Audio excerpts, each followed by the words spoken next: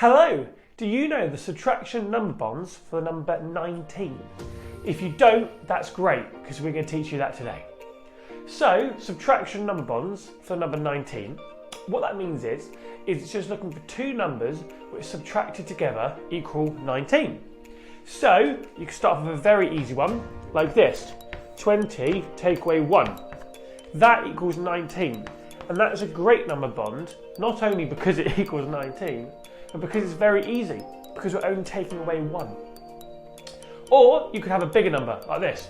22 take away, is it 3 or 4? 22. It's 3, isn't it? So take away 3, that equals 19.